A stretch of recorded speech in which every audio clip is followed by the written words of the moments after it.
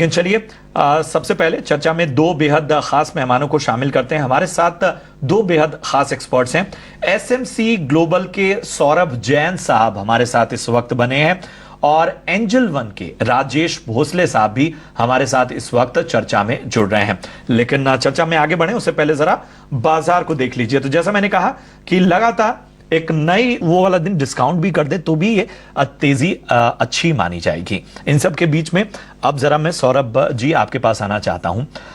Mahindra holidays जरा बताइए, अब इसको लक्ष्य करें अगर हम, क्योंकि आने वाले समय में हम देखते हैं कि मॉनसून सीजन शुरू होता है और मॉनसून सीजन शुरू होते ही हम देखते हैं कि लोग वैकेशन और बाकी चीजों में धड़ल्ले से निकलते हैं। मौसम का ये जो मूड होता है वो उन्हें आगे ले जाता है। महिंद्रा हॉलीडेज का चार्ट यहां से किस तरह से नजर आ रहा है, आगे के नजरिए से इसे कैसे देख रहे हैं? देखिए, ओवरऑल अगर आप होटल इंडस्ट्री देखेंगे तो जितनी भी कंपनी हैं सबके नतीजे बहुत ही अच्छे आए हैं। इंडियन होटल देख लीजिए या दूसरी कंपनी शैले या महिंद्रा हॉलीडेज की ही बात कर लीजिए। जो इंडिया में हॉलीडे का चलन है वो बहुत ही अब चेंज हो गया है। लोग हर छोटे से एक छोटी छुट्टी आती है उसमें घूमने निकल जाते हैं, एनिवर्सरी मनाने, बर्थडे मनाने, और उसका खासा फायदा काफी होटल कंपनियों को हो रहा है।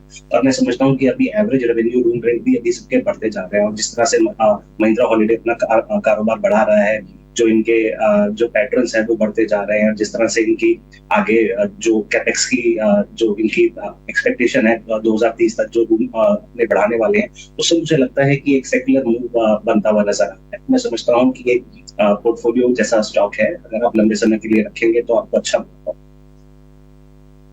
तो ये होटल इंडस्ट्री में एक पोर्टफोलियो में रखने जैसा स्टॉक है। लंबी अवधि के नजरिए से आप इसमें बने रहिए तो आपको आगे बेहतर मुनाफा नजर आ सकता है, बेहतर रिटर्न मिल सकते हैं। चलिए इसी के साथ वक्त हो गया एक वेलकम बैक। आप देख रहे हैं योर स्टॉक और हम अब देंगे आपके सवालों के जवाब। हमारे दोनों ही एक्सपर्ट हमारे साथ बने हुए हैं और फोन लाइन पर दर्शकों ने भी जुड़ना शुरू कर दिया है। मुंबई से राजेश मेरे साथ फोन लाइन पर है। गुड मॉर्निंग राजेश, बताइए क्या सवाल है आपका? मेरे पास डेटा पैटर्न है 600 शेयर 700 रुपए के भाव से लिया हुआ। इसका आज सुबह को 2906 नीचे गया हुआ था और इसका स्टॉप लॉस कितना लगा हो मुझे वो पता नहीं चल रहा। तो आपने शॉर्ट टर्म ही लगा रखा है ना ये? नहीं, मैं लॉन्ग टर्म है। मैं कम से कम 3-4 साल से है मेरे पास शेयर। अच्छा, तो और भी जब से इश्यू आया तब से मेरे पास। चलिए, तो और भी रुकना चाहते हैं और समय देना चाहते हैं ना? हाँ जी हाँ जी हाँ जी हाँ जी। इसका ऊपर कितना जाएगा? 5000 कभी आएगा इसका भाव? ओके सौरभ, 5000 तक के भाव तक आने का इनको इंतजार करना है और वैसे भी काफी समय से होल्ड तो कर ही रहे हैं। और रुकना चाहिए फिलहाल, या आपको लगता है कि ये मुनाफा जितना भी हो रहा है फिलहाल बांध के निकल जाएं? ये छोटी कंपनी है लेकिन आगे काफी ग्रोथ प्रोस्पेक्ट्स अच्छे दिखते हैं, इसीलिए वो वैल्यूएशन भी डिस्काउंट होता है। तकरीबन 14 टाइम्स की बुक वैल्यू पे चल रहा है। हाई पी स्टॉक है, तकरीबन 150 करोड़ रुपए का क्वार्टरली रेवेन्यू करती है जहां तक मुझे याद है। अगर ये थोड़ा सा इस साल भी रखते हैं तो जिस तरह से इसमें चाल आ रखी है, जिस तरह से ये चल रहा है स्टॉक, तो मैं समझता हूँ और 20% का मूव जरूर देखा जा सकता है। तकरीबन 3500 रुपए तक स्टॉक शायद जा सकता है। तो फिलहाल के लिए आप होल्ड कर सकते हैं। की सलाह आपको फिलहाल दी जा रही है, लेकिन शो को फटाफट आगे बढ़ाएंगे और वक्त हो गया है ऑप्शंस के चैंपियन आगे। और एक सवाल यूट्यूब से ले लेते हैं। हमारे साथ सत्य प्रकाश परिहार ने हमें अपना सवाल यूट्यूब पर लाइव पोस्ट किया है। आईडीएफसी फर्स्ट बैंक पर अपनी राय जानना चाहते हैं और आगे का नजरिया इन्हें जानना है। 85 के भाव पे इन्होंने खरीदा है। फिलहाल इनके भाव से 4 रुपए नीचे स्टॉक का नजर आ रहा है। सौरभ जी बताइए, आईडीएफसी फर्स्ट बैंक अच्छे जो हैं ट्रेंड्स हमने देखे, अच्छी रैली भी देखी। इन्होंने 85 के लेवल पे बाइंग की है। आगे आपको क्या जो है नजरिया बन रहा है, आपका कैसा लग रहा है आगे के लिए? देखिए, नतीजे भी आए हैं और जो बाजार के अनुमान से थोड़े से वीक नतीजे रहे, इसी वजह से आज हमने उसमें फॉल आता हुआ देखा। देखिए, अगर आपने शॉर्ट समय के लिए लिया है तो आप 3-4 रुपए का नुकसान होगा, आप निकल सकते हैं। अब ओवरऑल बैंकिंग क्षेत्र अच्छा लगता है। आईडीएफसी फर्स्ट भी अच्छा बैंक है, लेकिन आपको 3 से 4 क्वार्टर का व्यू करना होगा। आपने शॉर्ट समय के लिए तो निकल जाए और अगर आपने लंबे समय के लिए लिया है तो आप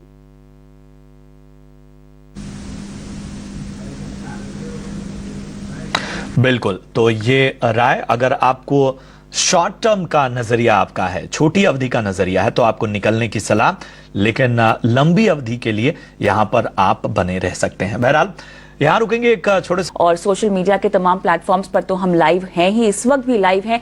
यूट्यूब पर अगर देख रहे हैं तो कमेंट बॉक्स पे अपने सवाल डालिए, क्योंकि आपके सवालों को भी हम वहां से लेकर अपने एक्सपर्ट के सामने हम रख रहे हैं और आपके सवालों के लाइव जवाब भी हम दे रहे हैं। इस खास पेशकश में मेरे साथ एसएमसी ग्लोबल के सौरभ जैन और एंजल वन के राजेश भोसले भी जुड़ गए हैं। आप दोनों का स्वागत है इस खास पेशकश में, और दर्शकों का भी जुड़ना शुरू हो चुका है। सूरत से आसिफ मेरे साथ फोन लाइन पर हैं। आसिफ, गुड मॉर्निंग, स्वागत है आपका शेयर बाजार सबका अधिकार में। अपना सवाल भेजने के लिए धन्यवाद। बताइए किस स्टॉक में खरीदारी की है आपने? Very good morning madam. मैं हमेशा आपकी न्यूज देखता रहता हूँ और पिछले 2-3 साल से तो अच्छा खासा मुनाफा आपकी स्क्रिप्ट से मुझे मिला है। अरे बहुत बढ़िया, बहुत अच्छा लगा ये सुनकर कि आप कमाई कर रहे हैं हमारे एक्सपर्ट्स की सलाह के जरिए, और आपने अनुशासित तरीके से हमारी एक्सपर्ट्स की सारी सलाह को फॉलो भी किया है। बहुत बहुत धन्यवाद इस प्रोत्साहन के लिए। बताइए। मैडम जी, मैंने 10 शेयर लिए थे पहले अपार इंडस्ट्रीज के। 2500 रुपए की मेरी बाइंग प्राइस है। और मैं 5 साल के लिए रुक सकता हूँ। और एक्साइड इंडस्ट्रीज मैंने 1 अप्रैल को लिए थे 280 के करीब कुछ, तो लगभग वो ज्यादा शेयर है। 110 के आसपास की मेरी बाइंग प्राइस है और उसमें भी मैं 2 से 3 साल का मेरा नजरिया है। तो इसमें मैं ठहर सकता हूँ या फिर प्रॉफिट बुकिंग करूँ, ये मैं जानना चाहता था। ओके, तो एक बार अपार में आपकी जो बाइंग प्राइस है वो 2700 है। एक्साइड में आपकी बाइंग प्राइस क्या है? 279। 279, एक्साइड में 279 है। और अपार में आप 5 साल का नजरिया और रखना चाहते हैं, और एक्साइड में आपने नजरिया कितना बताया? ये 5 साल का नजरिया उसका भी है मेरा। इसमें भी 5 साल का नजरिया है। चलिए ठीक है। सौरभ, सबसे पहले तो अपार की बात करते हैं। 2700 की इनकी बाइंग प्राइस है और 5 साल देना चाहते हैं। फिलहाल मुनाफा भी हो रहा है। क्या लगता है आपको, और रुके रहें इसमें? इनकी बाइंग प्राइस तो वाकई बहुत अच्छी है। ठीक है, अपार इंडस्ट्री में तकरीबन ये अपना पैसा ऑलमोस्ट 3 गुना कर चुके हैं। यहाँ पर ऐसा लगता है कि स्टॉक ने वन साइड रैली दी है। कंपनी बहुत अच्छी है, 5 साल का व्यू भी इनका आगे बहुत बड़ा है, उस हिसाब से बिल्कुल होल्ड कर सकते हैं। लेकिन मैं फिर भी यहीं पर सलाह दूंगा, तकरीबन इन्हें अपने आधी क्वांटिटी को बेच लेना चाहिए, मुनाफा जरूर बुक कर लेना चाहिए, क्योंकि स्टॉक चलने के बाद इतना वैल्यूएशन भी स्ट्रेस्ड है। तो हो सकता है कि अर्निंग्स आए लेकिन उसके बाद भी स्टॉक में करेक्शन आए तकरीबन 1000-1500 रुपए का। तो मैं समझता हूँ यहाँ पर आपको आधी प्रॉफिट बुकिंग कर लेनी चाहिए और ऐसे से पैसे को डाइवर्सिफाई करना चाहिए एनर्जी जैसे क्षेत्र में, जैसे कि यूटिलिटीज हो गए, एसजेवीएन, एनएचपीसी, एनटीपीसी जैसी कंपनी। एक्साइड इंडस्ट्री की जहां तक बात है, मैं समझता हूँ ये भी एक लंबी रेस का घोड़ा है। आपका व्यू बहुत अच्छा है, लंबा व्यू है, और कंपनी ने भी नया करार भी किया है एक ओरिजिनल इक्विपमेंट मैन्युफैक्चरर के साथ। काफी कंपनी काम कर रही है लिथियम के ऊपर और मार्केट सेगमेंट भी अपना बढ़ा रही है, तो यहाँ पर भी आप बने। तो ये नजरिया आपके दोनों ही स्टॉक पे, और आपका एक बार फिर से शुक्रिया, क्योंकि आपने हमारी मुहिम का साथ दिया, और हमें खुशी होती है कि आप हमारी मुहिम से जुड़कर इस तरह से ईटीना स्वदेश के संग मुनाफा बना रहे हैं। आगे भी आपकी मुनाफे की यात्रा बनी रहे। बढ़ते आगे। रोहित। हर्षल मकवाना मेरे साथ फोन लाइन पर हैं गुजरात से। हर्षल, गुड मॉर्निंग, स्वागत है आपका हमारी इस खास पेशकश में। जी बताइए सर। मुझे वो एमएमटीसी पे होल्ड करना चाहिए या मुझे, वो मेरा एक क्वेश्चन है मेरा। आपकी बाइंग प्राइस क्या है? 7981। यस। ओके, कितना आपको समय देना है इसमें? 1 ईयर। 1 साल का समय देना है। चलिए सौरभ, एमएमटीसी 7981, लेकिन 1 साल का नजरिया है। देखिए, कंपनी कुछ खास कारोबार नहीं करती, एक सरकारी कंपनी है जो सरकार के लिए कुछ चीजों का इंपोर्ट करती है, और बिजनेस कुछ खास कंपनी का है नहीं।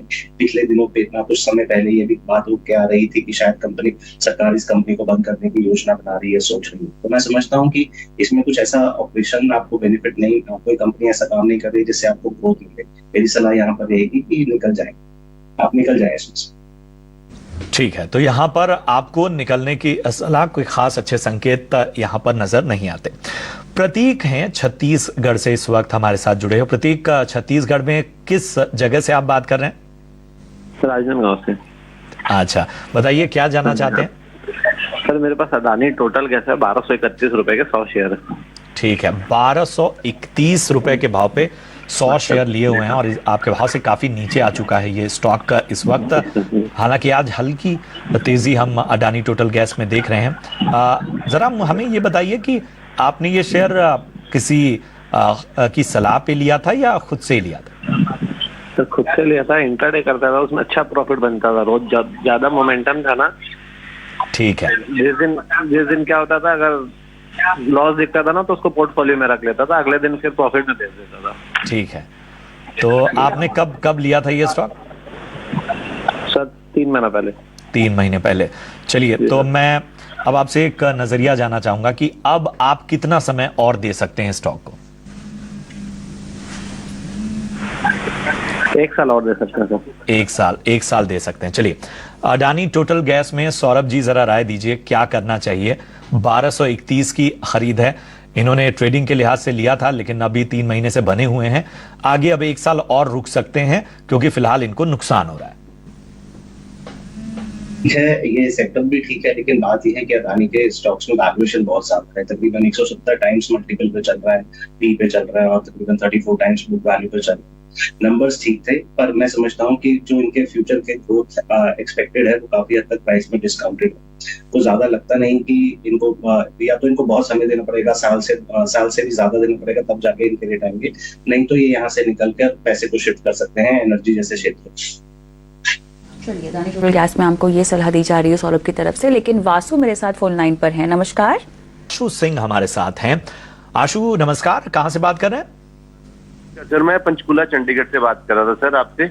जी, सबसे पहले तो आपका शुक्रिया हमारे इस मुहिम का हिस्सा बनने के लिए। शेयर बाजार सबका अधिकार में आपका बहुत बहुत स्वागत है। पूछिए, आपका भी धन्यवाद सर, आपका भी धन्यवाद। पूछिए, क्या जानना चाहते हैं? सर मेरे पास ना 88 शेयर है जियो फाइनेंशियल के @338 पर। अरे वाह, तो अभी तो प्रॉफिट में ही हूँ, तो जी। पूछना चाह रहा था लॉन्ग टर्म के लिए है, वैसे तो रुकूं या कैसे करें? ठीक है, जियो फाइनेंशियल पे अच्छी बात यह है कि आपने जिन स्तरों पे खरीदारी की है वो काफी अच्छे स्तर हैं। बताइए जी, लॉन्ग टर्म में कितना रुक सकते हैं? हाँ सर, 1.5 साल। ठीक है, 1.5 साल का नजरिया।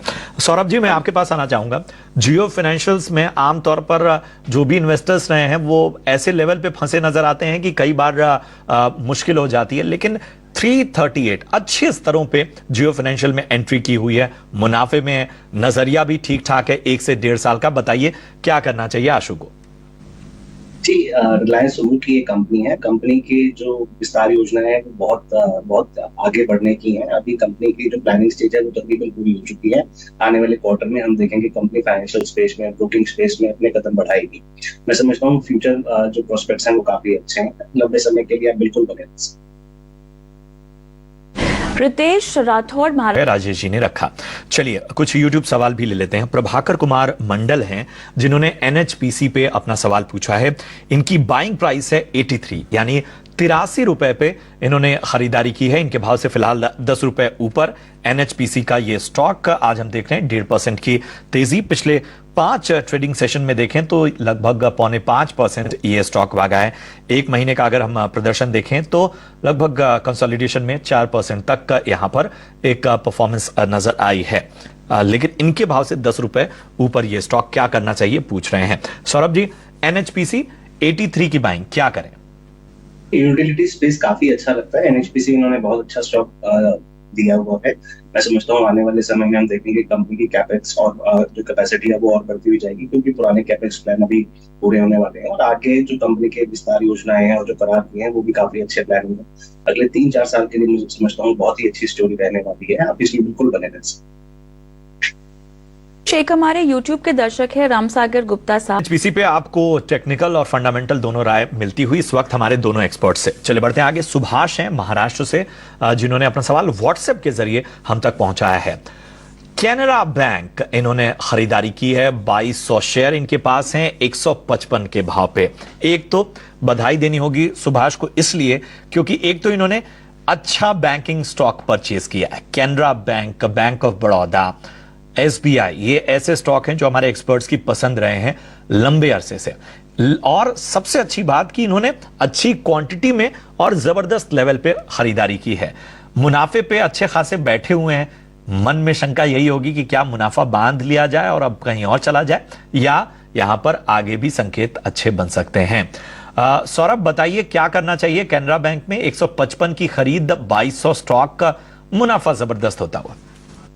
बैंकिंग क्षेत्र काफी अच्छा लगता है। पीएसयू बैंक में कैनरा बैंक एक बहुत अच्छा बैंक है। इस समय पे जिस तरह से जियोपॉलिटिकल टेंशन चल रही है और कमोडिटीज ऊपर की तरफ जा रहे हैं, तो ऐसा लगता नहीं कि इंटरेस्ट रेट ग्लोबली होगा या इंडिया में होगा, जिसकी वजह से मैं समझता हूँ कि नेट इंटरेस्ट मार्जिन में भी प्रेशर नहीं देखने को मिलेगा। ओवरऑल एक बहुत अच्छा बैंक है। अगर एक दो साल के लिए आप रखते हैं तो मैं समझता हूँ यहाँ से भी आप ऊंचे स्तर देखेंगे, तकरीबन 750 से 800 आप बने रह सकते। लंबी अवधि के नजरिए से देखें, 1-2 साल में इससे और ऊंचे स्तर आपको नजर आएंगे, तो मुनाफा इससे और ज्यादा आपको मिलता हुआ नजर आ सकता है। चलिए, शेयर बाजार सबका अधिकार में आज हम इतने ही सवालों को शामिल कर पाएंगे। हमारी कोशिश यही होती है कि हम ज्यादा से ज्यादा सवालों को शामिल करें, इसलिए आप अपने सवाल जो भी जरिया हम बता रहे हैं, व्हाट्सएप के जरिए, सोशल मीडिया के जरिए, यूट्यूब पर लाइव कमेंट के जरिए, वहां पर हमें भेजते रहिए। हम आपके सवालों को आगे भी शामिल करते रहेंगे। फिलहाल सौरभ जी और राजेश, आप दोनों का बहुत बहुत धन्यवाद इस चर्चा में जुड़ने के लिए, आम निवेशकों का मार्गदर्शन करने के लिए। और कविता, वाकई बहुत अच्छा लगता है, मतलब